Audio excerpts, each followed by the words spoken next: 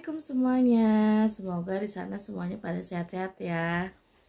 Jadi kali ini video yang akan aku share adalah video untuk pengalaman aku mengikuti sertifikasi konsultan pajak yaitu OSKP dari KP3 SKP. Jadi teman-teman sebelumnya bagi yang satu profesi dengan aku, konsultan pajak dan bekerja di kantor konsultan, pasti udah nggak asing lagi kan sama USKP. USKP itu adalah sertifikasi dari negara melalui KP3 SKP yang ditunjuk oleh DJP.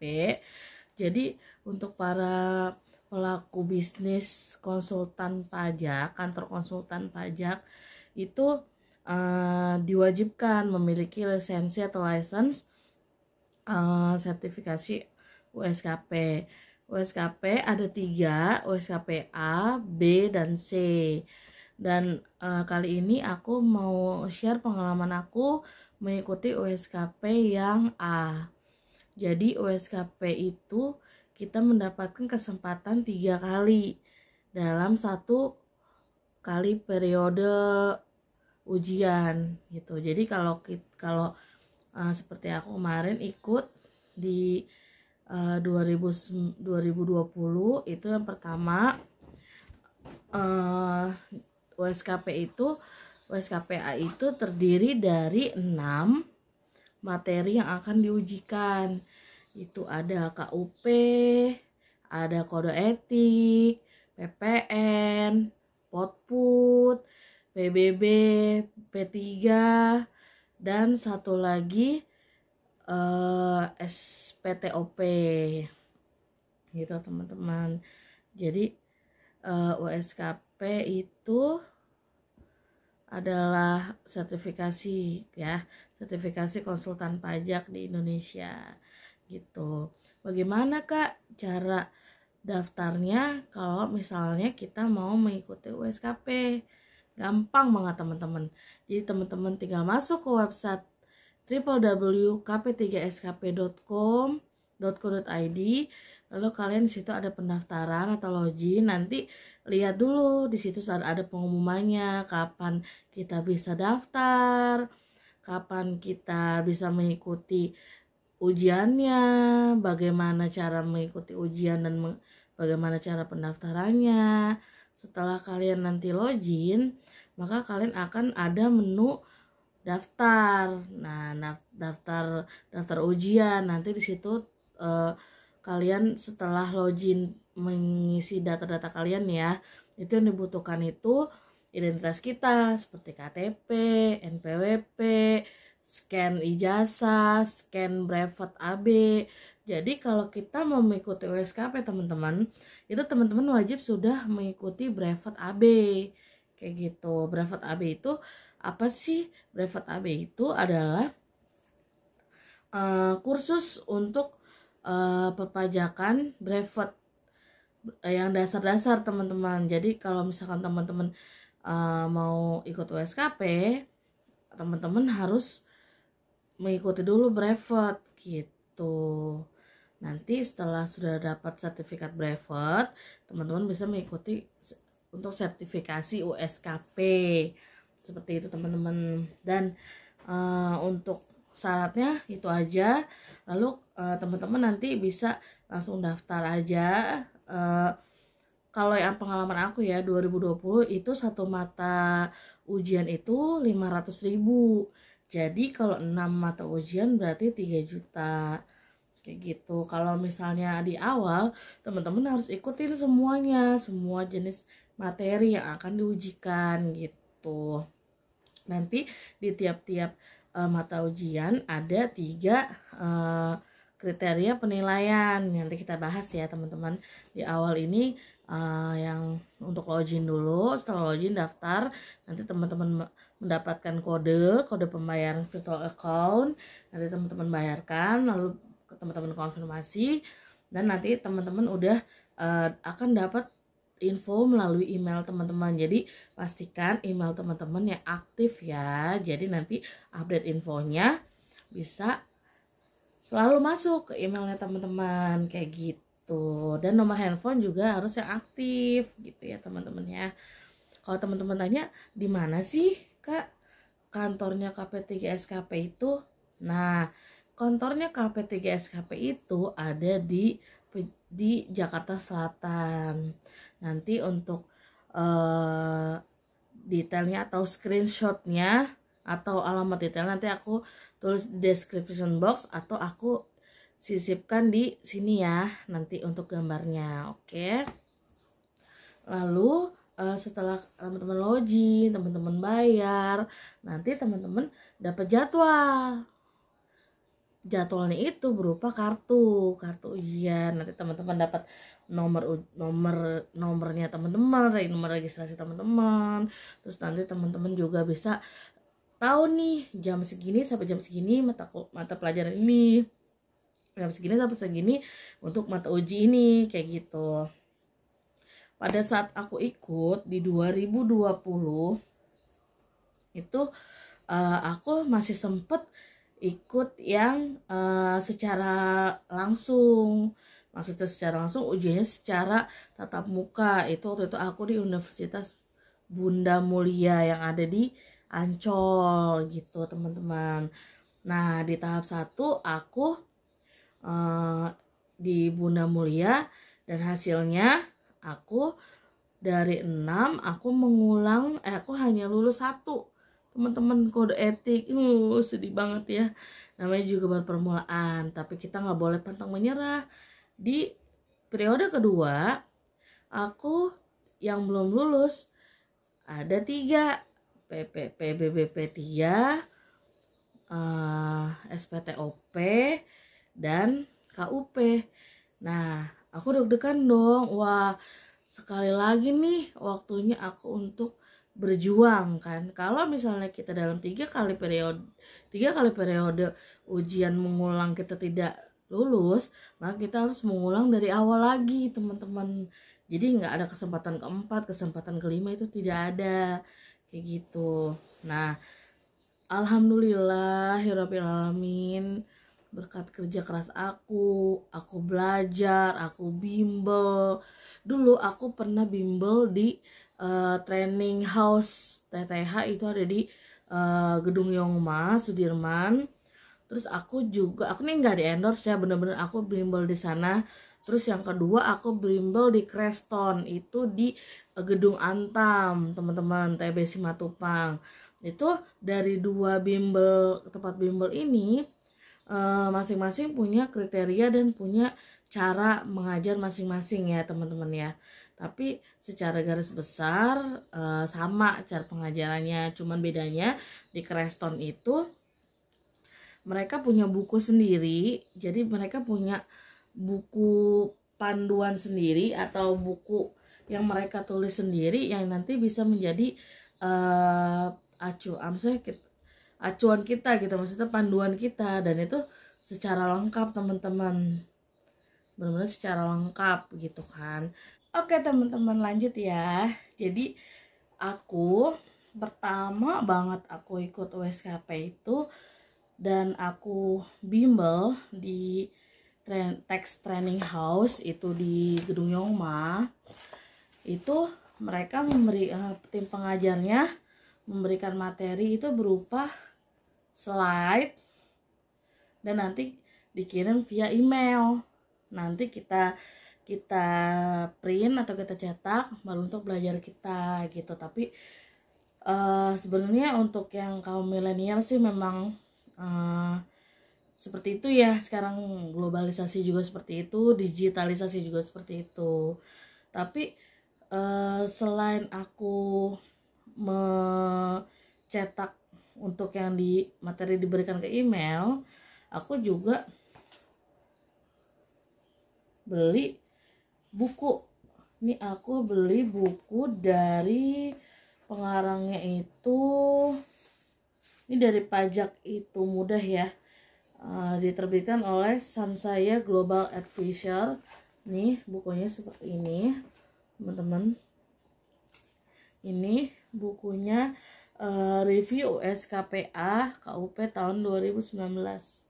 Jadi aku aku pertama kali ikut USKP itu di 2019 akhir ya teman-teman nih. Jadi aku masih sempet untuk ujian secara tatap muka. Nah, aku belajar di sini. Ini semua materinya cukup lengkap teman-teman. Nah, dari situ di periode pertama aku hanya lulus yang kode etik teman-teman. Nah, di periode kedua itu aku bimbel lagi. Nah, nih aku bimbel di Creston Pratama Indo Mitra. Nih bukunya ya teman-teman. Ini bukunya. Nah, di Pratama Indo Mitra itu mereka memiliki buku sendiri yang mereka rancang sendiri teman-teman. Nih, setebel ini ya.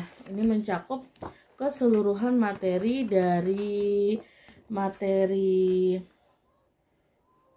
KUP, PPHOP, terus juga PPN, PBBP 3 dan Baya Materai, terus dan PPH Potput.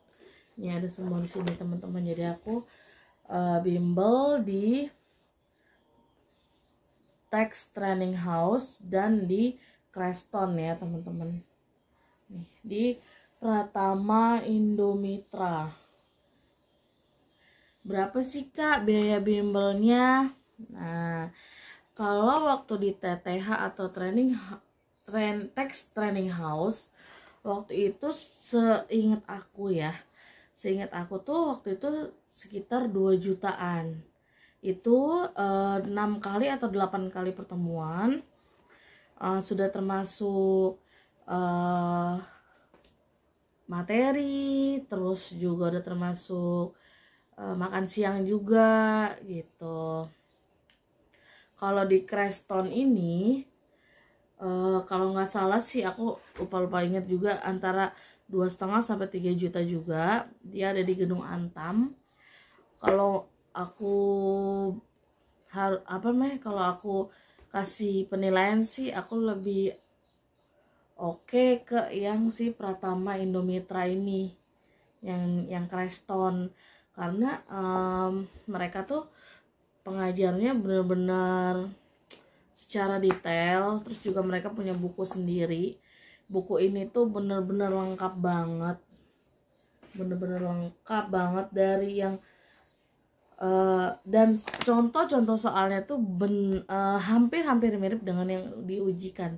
Cuma ada beda modelnya aja, sama beda tahunnya atau namanya kayak gitu teman-teman. Jadi aku belajar dari sini untuk ujian USKP ku yang A. Lanjut, aku habis bimbel, terus ujian pertama aku cuma lulus yang kode etik. Aku tidak menyerah. Aku terus berusaha belajar. Akhirnya di periode ujian kedua itu aku 3 yang lulus dan 3 yang belum lulus. Nah, yang belum lulus itu waktu itu PPB P3, terus SPTOP dan KUP gitu teman-teman. Jadi teman-teman gini ya, disclaimernya aja nih aku info. Jadi teman-teman nggak boleh menyepelekan tuh kayak kode etik dan KUP gitu kan. Mungkin kan teman-teman mikirnya, masa sih KUP nggak lulus, itu kan materi novel, masa nggak lulus gitu kan. Itu kan bukan hal yang sulit gitu kan. Nah, pertama aku ujian USKP pun berpikir seperti itu teman-teman. Itu memang wajar dan lumrah kan. Cuma lagi-lagi kita tidak boleh meremehkan apapun materi yang akan diujikan di ujian apapun, termasuk USKPA.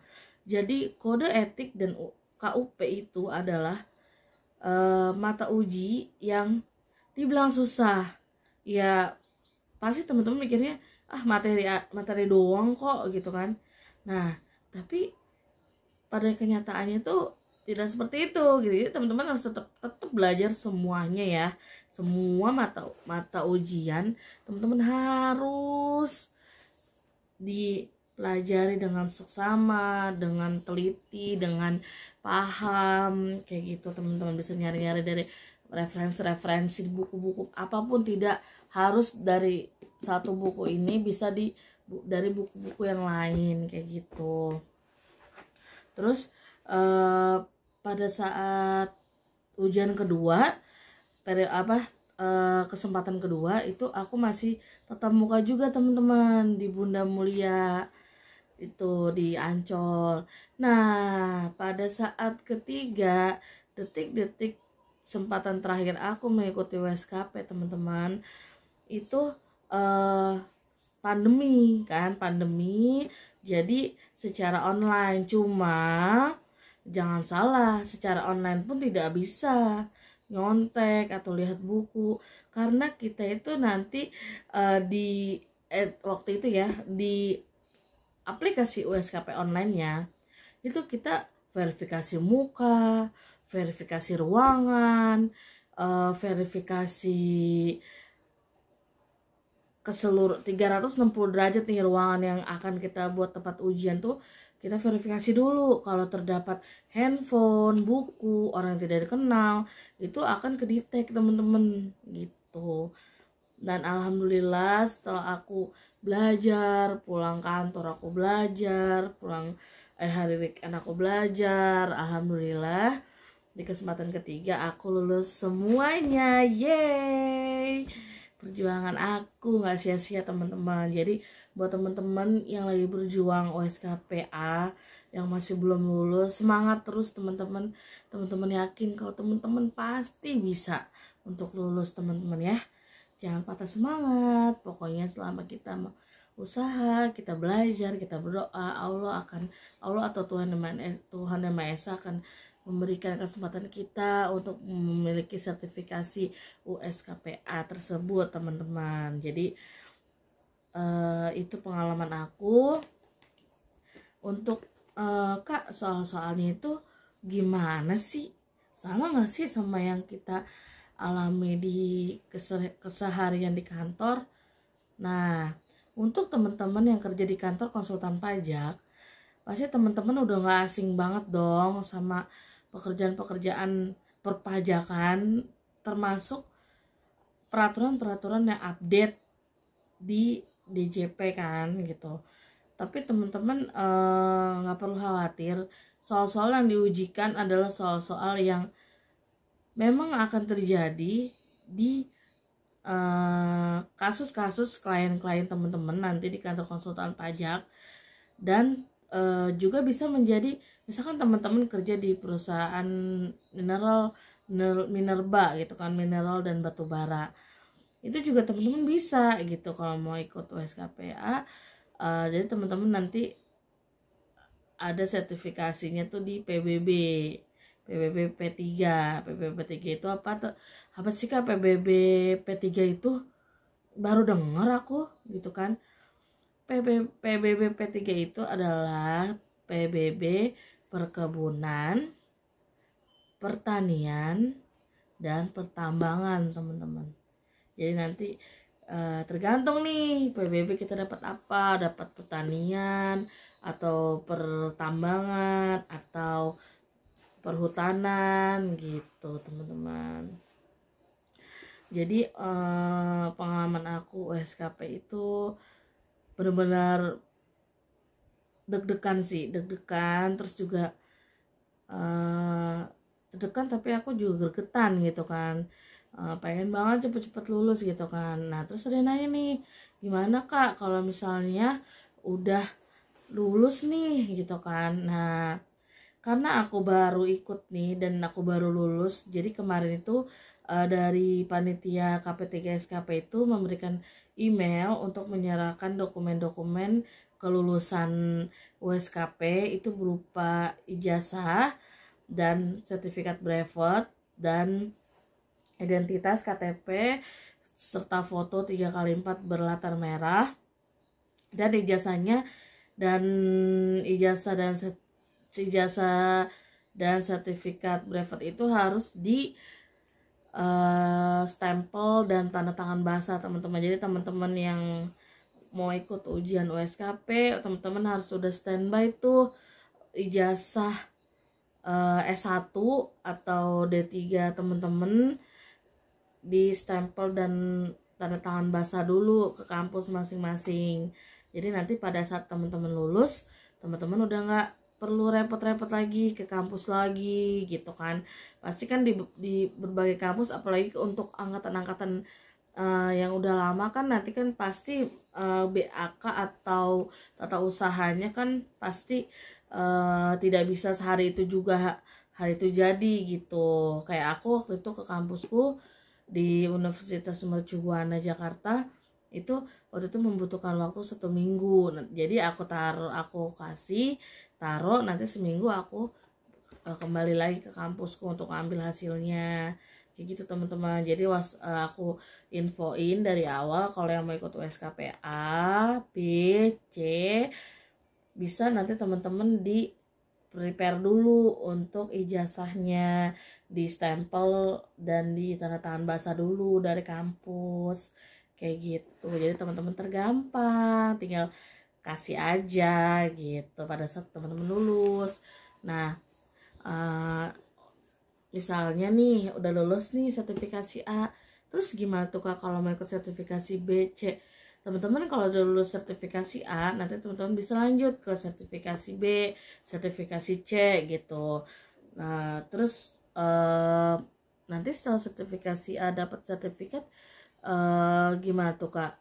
Nah untuk yang sertifikasi A itu teman-teman udah bisa membuka kantor konsultan pajak sendiri ya, dengan mengajukan data teman-teman atau identitas teman-teman ke IKPI sama ke DJP kayak gitu. Nanti teman-teman dapat kartu kalau teman-teman membuka kantor konsultan sendiri gitu. Dan teman-teman sudah bisa pendampingan klien teman-teman ke kantor pajak kayak gitu. Karena menurut aku kalau ada yang tanya nih, Kak penting gak sih ada license itu? Kan kita udah pusing kerja kan, waktunya pun gak ada untuk belajar lagi gitu kan. Nah teman-teman, license itu menurut aku penting. Karena apa? Karena license itu membuktikan kalau kita itu layak gitu menjadi konsultan pajak gitu teman-teman. Jadi bagaimanapun sulitnya materi yang akan kita hadapi, kita kerjakan, diuji, itu kita harus hadapi, harus kerjakan, harus ikuti gitu teman-teman. Karena nanti kalau kita tidak punya license, tidak punya lisensi, akan kalah sama yang punya lisensi gitu teman-teman. Apalagi kantor konsultan pajak di Indonesia Raya ini kan banyak banget kan teman-teman gitu. Jadi jangan patah semangat teman-teman yang bekerja di kantor konsultan pajak yang baru berkembang atau yang baru buka. Teman-teman ikuti license-nya, USKP, sertifikasi, agar teman-teman bisa bersaing dengan yang kantor konsultan pajak yang sudah terkenal gitu. Itu teman-teman kalau pengalaman aku mengikuti WSKPA. Semoga aku bisa mempertahankan sertifikasi A dan bisa meningkatkan kinerja aku di passion aku pajak gitu kan. Dan yang teman-teman yang masih berjuang OSKPA, aku doakan semoga kalian semua bisa segera lulus. Yang untuk OSKPB dan C juga semoga sukses semuanya, lulus semuanya, dan semuanya dilancarkan, diberikan kemudahan dengan usaha dan doa-doa teman-teman semua. Sekian ya sharing-sharing dari aku untuk pengalaman USKP aku di tahun 2019 yang pertama, lalu 2020 awal yang kedua, dan kemarin 2021 di tahap yang ketiga, dan alhamdulillah nilai USKP sertifikasi USKP aku lulus teman-teman. Nanti kalau ini sertifikatnya belum ada, jadi aku belum bisa tunjukin ke teman-teman. Mungkin next aku akan bahas nanti kalau sertifikatnya sudah ada. Terima kasih ya teman-teman atas perhatiannya, udah nonton channel aku, dan jangan lupa aku minta bantuannya untuk di like, di subscribe, dan di komen. Terus juga teman-teman bisa sharing sama aku di komen, teman-teman udah pernah belum ikut USKP? Terus bagaimana tanggapannya mengikuti USKP? Terima kasih ya teman-teman ya. Sampai jumpa di video-video berikutnya. Dah, assalamualaikum warahmatullahi wabarakatuh.